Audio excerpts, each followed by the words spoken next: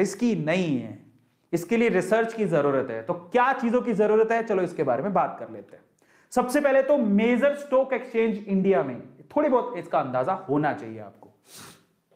BSE, बहुत बढ़िया, BSE Bombay stock exchange, सब जानते हैं। जो भी शेयर्स लिस्टेड है वो यहां पर है, ऑलमोस्ट 50 मेजर कंपनियों के शेयर्स यहां पर लिस्टेड है। यहां पर आप इन कंपनियों में, बीएसई की कंपनियों में पैसा लगाते हो। एक तो पता होना चाहिए बॉम्बे स्टॉक एक्सचेंज।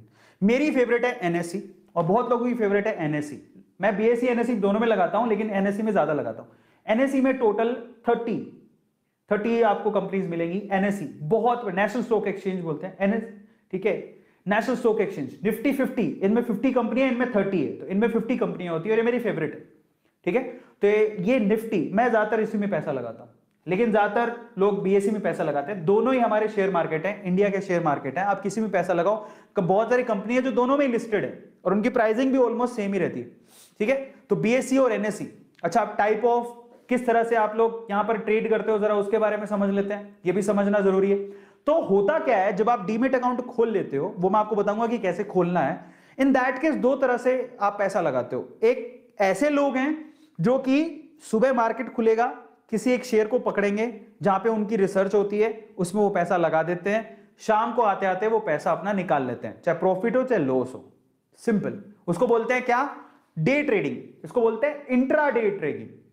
एक ही दिन में पैसा लगाया, शाम होते होते पैसा निकाल लिया, अपने आप ऑटोमेटिकली इंट्राडे में निकल जाता है, आपके अकाउंट में आ जाएगा। प्रॉफिट होगा, लॉस होगा, वो ऑटोमेटिकली वहां से डिड्यूस हो जाता है। इसको इंट्राडे ट्रेडिंग बोलते हैं। और मैं आप लोगों को बोलूंगा कि हमें रिटेलर्स को इंट्राडे करने की कोई जरूरत ही नहीं है। नो इंट्राडे, वो ट्रेडिंग है, वो इन्वेस्टमेंट नहीं है। मैं आपको क्या सिखा रहा हूं, इन्वेस्टमेंट।